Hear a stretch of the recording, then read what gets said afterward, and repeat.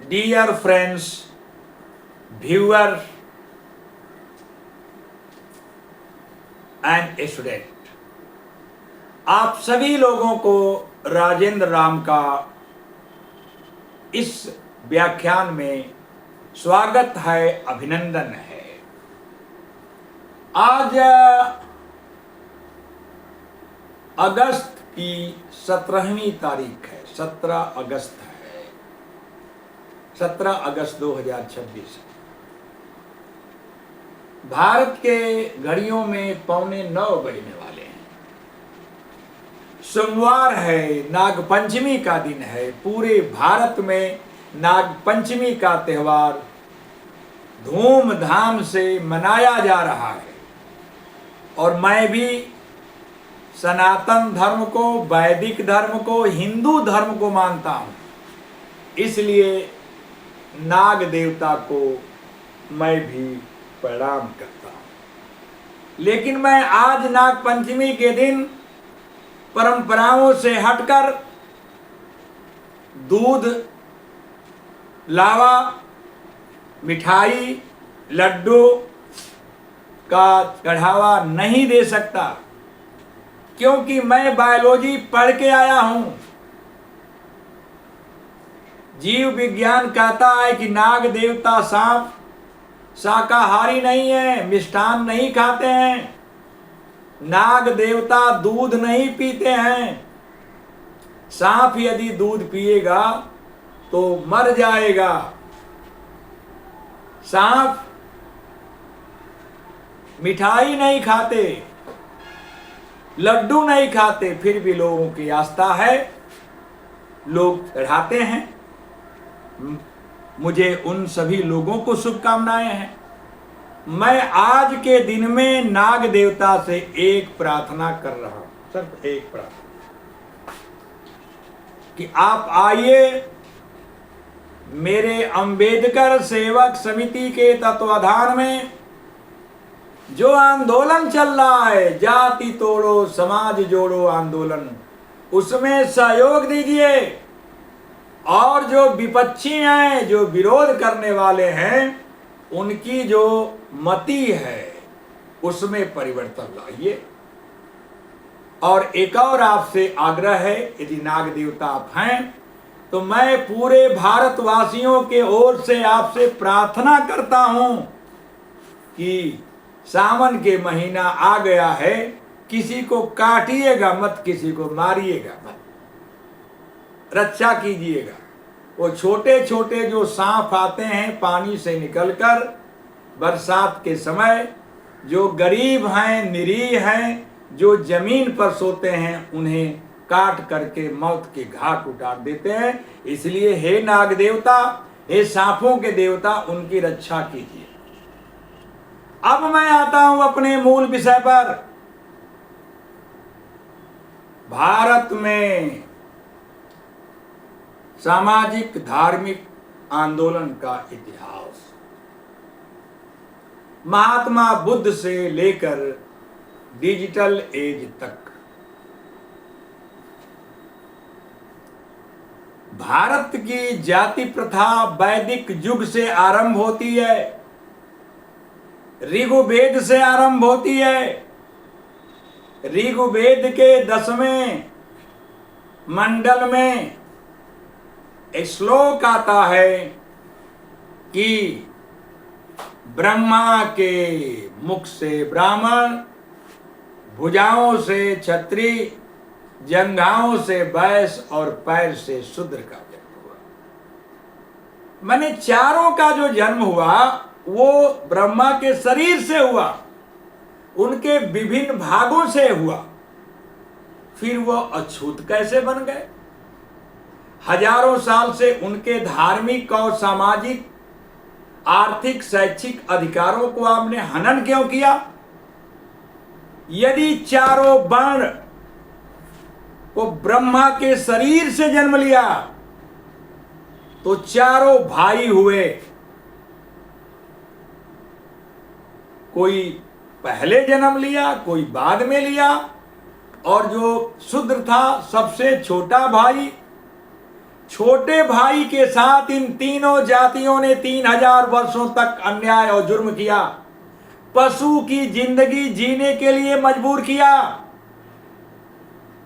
मैं सवर्ण जाति के लोगों से ही पूछता हूं, आपके शास्त्रों के, धर्म शास्त्रों के आधार पर ही आपसे प्रश्न पूछता हूं कि यदि ब्रह्मा के शरीर से चारों का जन्म हुआ तो चारों भाई हुए और सबसे छोटा भाई शूद्र की आप लोगों ने क्या दुर्गत किया। और यहां भगवान कृष्ण राजवंश में जब बेईमानी हुआ, राज सिंहासन के लिए तो महाभारत भी हुआ, कुरुक्षेत्र में आना पड़ा। मतलब यहां यदि अन्याय जुर्म होगा तो महाभारत लड़ा गया। उसका नेतृत्व आज से 5500 वर्ष पहले भगवान कृष्ण ने किया। और सत्यमेव जयते, सत्य की जीत हुई। और जो शक्तिशाली थे, संख्या में कौरव अधिक थे, उनकी हार हुई। असत्य पर सत्य की और अधर्म पर धर्म की विजय हुई। ये आंदोलन भी एक महाभारत है। सवर्ण जाति के लोग, कुछ लोग चाहते हैं कि जाति प्रथा भारत में कायम रहे, लेकिन अम्बेडकर सेवक कमेटी ने संकल्प लिया है, डॉक्टर अंबेडकर के नाम पर इस संगठन को रखा गया है। डॉक्टर अंबेडकर के सिद्धांतों को, विचारों को, आदर्शों को जमीन पर उतारने के लिए यह संगठन पूरे भारत में कार्यरत है। और मेरे मित्रों, दोस्तों, दलितों, अपने इन्फेरियरिटी कॉम्प्लेक्स से निकलो, हीनता की भावना से निकलो और एक नए समाज की स्थापना, एक नए धर्म की स्थापना होने वाली है। हम हिंदू धर्म को मिटाना नहीं चाहते, सनातन धर्म को मिटाना नहीं चाहते, वैदिक धर्म को मिटाना नहीं चाहते। हम सिर्फ सामाजिक परिवर्तन चाहते हैं। हम जाति विहीन समाज की स्थापना करना चाहते हैं और इसके लिए भारत सरकार को संसद में एक बिल लेके आना चाहिए और उस बिल का नाम है कास्ट एबॉलिशन बिल।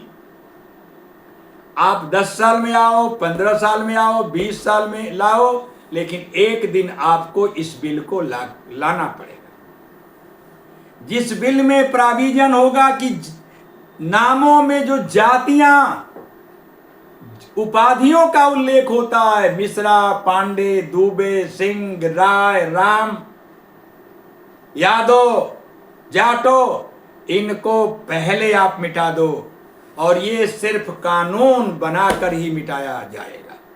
यदि कोई स्कूल, कोई कॉलेज, कोई माँ बाप यदि अपने बेटे बेटियों के नाम में यदि जाति लिखते हैं तो उन्हें सजा होनी चाहिए, जेल में डाल दीजिए, नौकरियों से वंचित होना चाहिए। ऐसा एक कानून भारत में लाने की आवश्यकता है। और दूसरा है कि अंतर जाति विवाह पर प्रोत्साहन देना चाहिए। इसके लिए भी बिल में प्राविजन होना चाहिए कि यदि स्वेच्छा से ब्राह्मण की लड़की, क्षत्रिय का लड़का, दोनों यदि प्रेम से शादी करना चाहते हैं तो कर सकते हैं।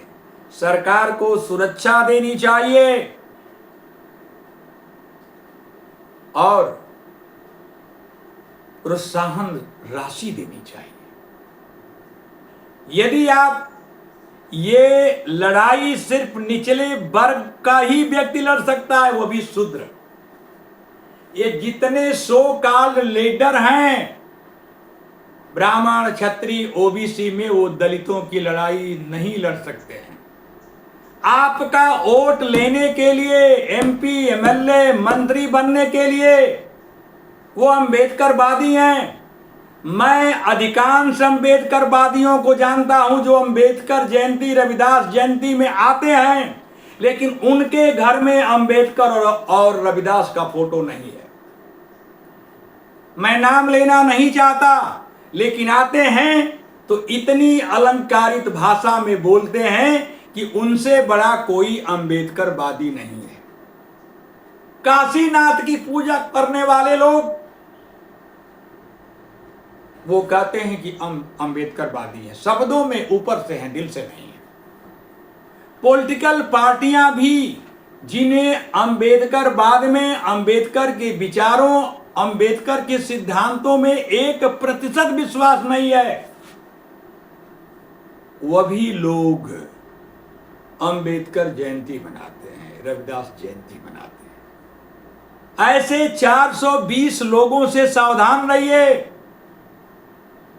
हम तो 50 वर्षों से 1975 से अंबेडकर जयंती और रविदास जयंती मना रहे हैं। 2 आदमी 4 आदमी एक फोटो लगा के मना रहे हैं, लेकिन जो सो कॉल्ड हैं, तथा कथित हैं, जो चमारों का, महारों का, जाटुओं का, उत्तरी भारत में दलितों का वोट लेने वाले हैं, वो अंबेडकरवादी नहीं हो सकते। एक 30 साल में और मैंने चीज देखा है, कुछ क्षेत्रीय पार्टियां उत्तरी भारत की उस व्यक्ति को टिकट देती हैं जिसका पूरा परिवार सामंतवादी है, जिन्होंने चमारों का शोषण किया, महारों का शोषण किया, लेकिन उन्होंने जो ही टिकट दे दिया एमपी का, एमएलए का, और ब्राह्मण, क्षत्रिय, वैश्य सब अंबेडकरवादी हो गए। लेकिन जब टिकट को काट दिया, 5 साल के बाद यदि टिकट को काट दिया गया, पुनः लौट गए, पार्टी से निकाल दिया गया, तो अपने घर से अंबेडकर और रविदास की मूर्तियों को, फोटो को उठा के बाहर फेंक दिया गया। मैंने अपने आंखों के सामने देखा है, क्योंकि वो सत्ता पाने के लिए आपके पास आए थे। और लोग कहते हैं हमारी जाति में किसको वोट दोगे? भारतीय जनता पार्टी को दे सकते नहीं, कांग्रेस को दे सकते नहीं, तो बहुजन समाज पार्टी को दो। और सबसे अधिक ब्राह्मणों को किसी ने गाली दिया तो बहुजन समाज पार्टी ने दिया, DS4 ने दिया, बामसेप ने दिया। मैं DS4 में, मैं 80 में शामिल हुआ था कांशीराम के साथ। बामसेप में बेंगलोर, कलकत्ता और मद्रास से हम लोगों ने सबसे अधिक चंदा कांशीराम को दिया, रेलवे वाले दिए सब, जब वो बहुजन समाज पार्टी बनी। लेकिन नारा क्या उन्होंने दिया? कितना खूबसूरत नारा है, 1585 का नारा, वोट हमारा राज तुम्हारा, नहीं चलेगा नहीं चलेगा। लेकिन सबसे अधिक MP, MLA, मंत्री वही 85 वाले बन गए। रिजर्व सीटों में अब कोई चमार जल्दी जीत के आता नहीं है जाटो। अब वहां धोबी आता है, खट्टिक आता है, डोम आता है, मुसहर आएगा। कांग्रेस के रेजिम में रिजर्व सीटों पर चमार जीत के आते थे, जब वो जगजीवन राम का पीरियड था। आज सब खट्टिक जात के लोग आते हैं, डोम को, क्योंकि भारतीय जनता पार्टी जानती है कि चमार हमें सपोर्ट नहीं करेगा। भारतीय जनता पार्टी जानती है कि हमें जाटो वोट नहीं देगा, लेकिन पासी वोट देगा, खट्टिक वोट देगा, धोबी वोट देगा, डोम मुसहर देगा। इसलिए उनको उन्होंने तोड़ दिया। वो भी जिसको कि बीजेपी कहती है सोशल इंजीनियरिंग, कितना खूबसूरत शब्द है। ओबीसी में सबसे जो मजबूत जात है वो है यादव। यादव तो टूटेगा नहीं, तो केशव प्रसाद मौर्य को तोड़ दो, कुशवाहा आ जाएंगे। अनुप्रिया पटेल को तोड़ दो तो सारे पटेल बीजेपी को वोट देंगे। ओम प्रकाश राजभर की पार्टी से समझौता कर लो तो पूर्वांचल में सारे राजभर बीजेपी को वोट देंगे। जितना गालियां ओम प्रकाश राजभर, महाराजा सुहेलदेव, भारतीय समाज पार्टी के नेता ने जोगी और मोदी को दिया है, 2022 में उतना किसी नेता ने नहीं गाली दिया। फिर भी उन्हें कैबिनेट में रखा गया। उनकी मजबूरी है सत्ता का स्वाद चखने के लिए। रह गई बात, चूंकि मैं बहुजन समाज पार्टी का समर्थक रहा हूं, वोटर रहा हूं, वामसीट में रहा हूं, चमार जात में मुझे गर्व था कि बहन जी ने 4 बार मुख्यमंत्री बने। जब मैं रेलवे में अधिकारी था तो मैं तभी भी सपोर्ट करता था, जबकि मैं बंगाल में, दिल्ली में और जगह था। लेकिन नारा कुछ और है, काम कुछ और है। 2007 में सबसे अधिक किसी जाति को टिकट बहन जी ने दिया तो वो ब्राह्मणों को दिया। सबसे अधिक एमएलए कोई जीत के आए तो ब्राह्मण आए। सबसे अधिक मंत्री कोई बना तो ब्राह्मण हुए। अब नारा देती हैं, वोट हमारा राज तुम्हारा, नहीं चलेगा, नहीं चलेगा। वामसेप DS4 ने नारा दिया, तिलक, राजू और तलवार इनको मारो जूता चार। लेकिन टिकट आपने दिया किसको? तिलक ब्राह्मण को, राजू वैश्य को, तलवार क्षत्रियों को टिकट दिया। आज भी आपकी मजबूरी है।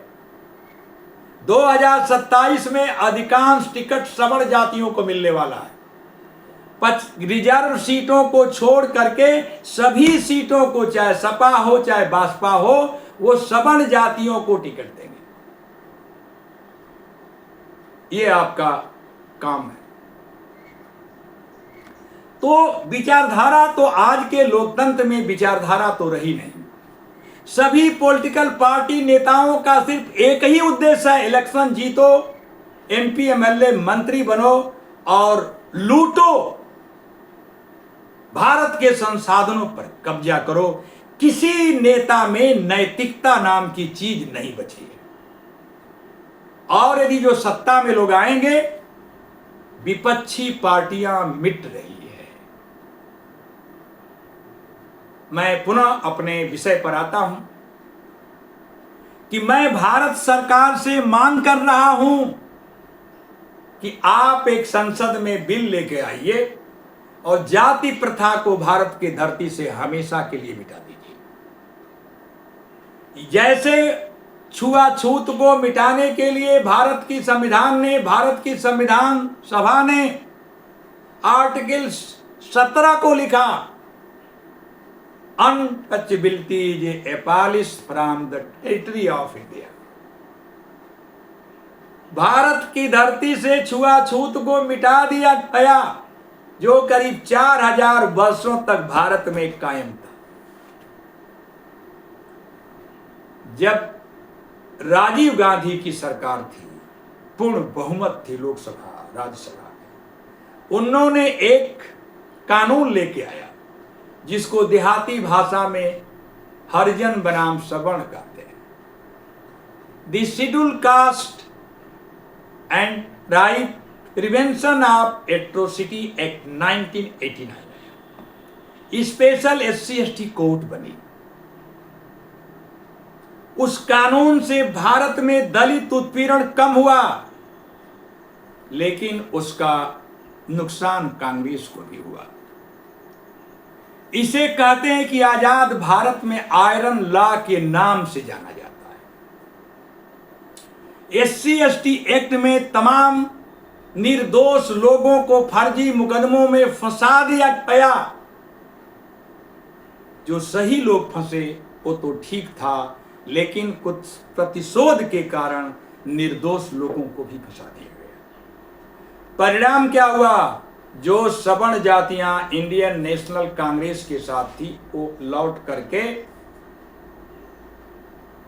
अन्य पार्टियों में आ गई। कांग्रेस का साथ छोड़ दिया। यदि SC ST एक्ट नहीं पारित होता तो सामान्य जाति के लोग, सवर्ण जाति के लोग कांग्रेस का दामन नहीं छोड़ते। नोट कीजिएगा। यही नहीं, जिस राजीव गांधी ने SC ST एक्ट को पारित किया कि दलित उत्पीड़न भारत से मिट जाएगा, लेकिन उत्तरीय भारत में दलितों ने भी साथ छोड़ दिया। सबसे अधिक जमीनें कृषि पट्टा इंदिरा गांधी ने इमरजेंसी के दौरान दिया। उत्तर प्रदेश बिहार में जितनी भी गांव सभा की भूमि है, बंजर की भूमि है, नवीन परती की भूमि है, इमरजेंसी के दौरान जितने भूमिहीन थे उनको 500 कड़ी 600 कड़ी कृषि पट्टा दिया गया। और इन्हीं 500 कड़ी के लिए, 600 कड़ी के लिए वो 12 महीना हरवाही करते थे बाबू साहब के यहाँ, पंडित जी के। और हजारों सालों तक ये काम कांग्रेस ने किया। तो मैं पुनः आता हूं कि जो जाति उन्मूलन है, जाति के रिफॉर्म के नाम पर अनेक कानून आए। महात्मा बुद्ध ने भी आंदोलन किया, कहा कोई स्वर्ग नहीं, नरक नहीं, कोई आत्मा नहीं, कोई परमात्मा नहीं, सब लोग एक समान है, कोई ऊंच नहीं, कोई नीच नहीं। लेकिन कोई नहीं माना और उन्होंने विरोध में एक नए धर्म की स्थापना किया, बौद्ध धर्म।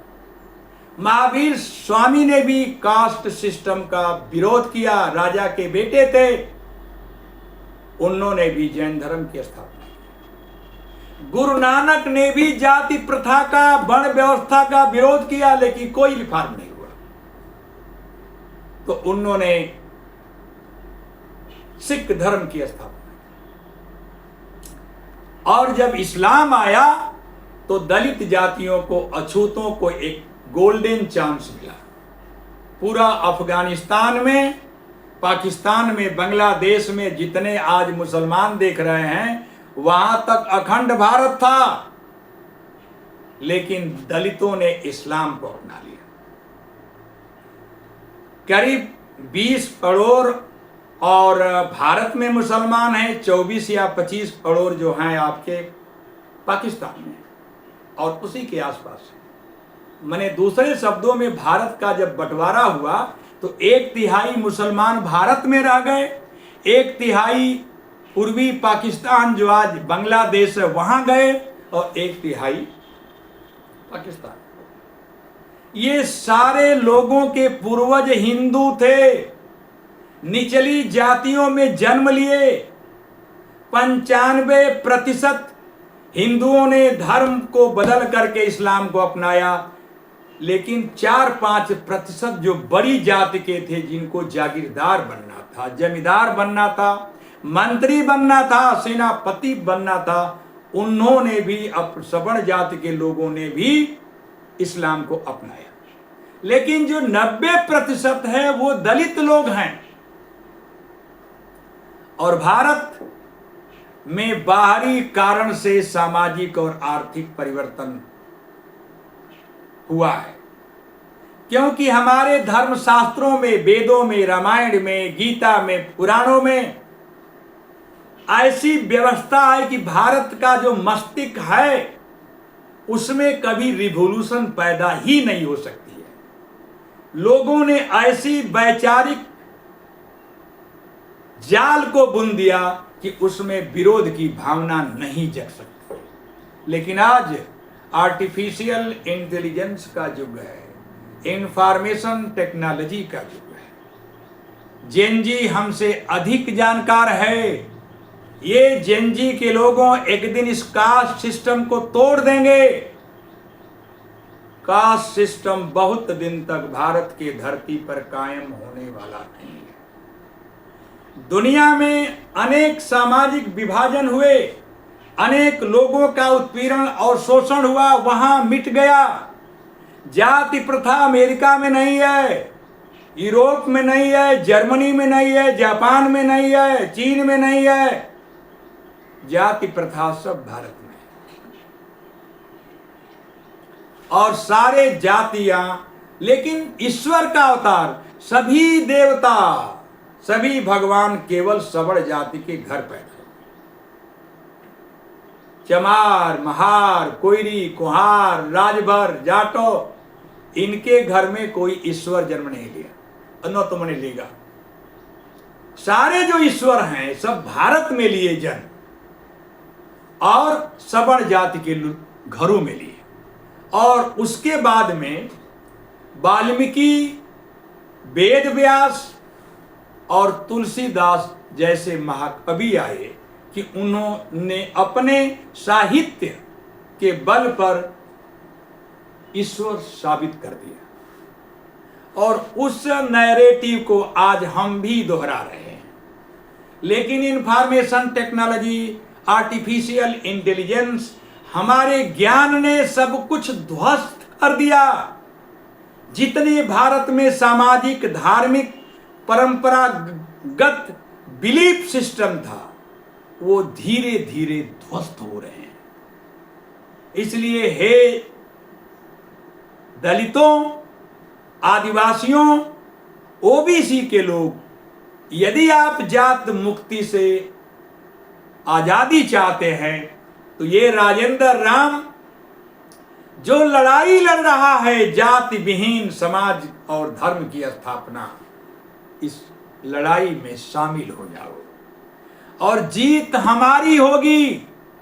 मेरे ही सामने, आपके सामने भारत सरकार मजबूर होगी और जाति उन्मूलन का कानून राज्यसभा, लोकसभा से पास होकर राष्ट्रपति के द्वारा साइन होकर पूरा देश में लागू होगा। लेकिन इसके लिए आपको दृढ़ संकल्प की आवश्यकता है, अदम्य साहस और धैर्य की आवश्यकता है। और ये संगठन कुर्बानी मांग रहा है। आपको इस कुर्बानी को देना होगा। जो लोग रिटायर हैं, पढ़े लिखे लोग हैं, जिनकी उम्र 60 साल से ऊपर है, वो आर्मी के लोग हैं, एयरफोर्स है, रेलवे के हैं, जो राज्य सरकार में कर्मचारी है वो भी हैं। उनसे मेरा आग्रह है कि आइए इस आंदोलन को सपोर्ट कीजिए। हम भारत में जाति विहीन, वर्ण विहीन समाज और हिंदू धर्म की स्थापना कर सकते हैं। डॉक्टर भीमराव अंबेडकर ने बौद्ध धर्म को अपना लिया, लेकिन मैं अपना धर्म परिवर्तन करने वाला नहीं हूं। हिंदू धर्म और सनातन धर्म में रहकर ही मैं जाति प्रथा को, वर्ण व्यवस्था को भारत के धरती से मिटा दूंगा। ये मेरा आपसे वादा है। इसके लिए मुझे कोई भी कुर्बानी देनी होगी। तो ये 66 वर्ष का बुजुर्ग ओल्ड मैन आपसे वादा करता है कि वो कुर्बानी राजेंद्र राम की पहली कुर्बानी होगी। पहली गोली, पहली लाठी मुझ पर चलने वाली है। डरो मत, अपने घरों से निकलो, सोशल मीडिया पर लाइक करो, शेयर करो और मेरे वीडियो को आप फेसबुक पर, इंस्टाग्राम पर, यूट्यूब पर सुनो और देखो। जब तक आप मानसिक रूप से, अचेतन रूप से तैयार नहीं होंगे, तब तक कोई रिवॉल्यूशन, क्रांति नहीं आने वाली है। मैं दुनिया की व्याख्या में विश्वास नहीं रखता, मैं परिवर्तन में विश्वास रखता।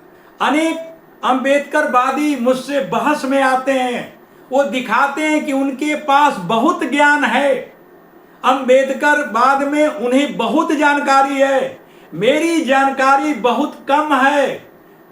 लेकिन मैं जमीन पर लड़ाई लड़कर, जो अंबेडकर ने जो अंतिम संदेश दिया था, संघर्ष, संघर्ष का मतलब जाति का उन्मूलन, वर्ण व्यवस्था का उन्मूलन, उसी के संदर्भ में ये मैं व्याख्यान दे रहा हूं। ये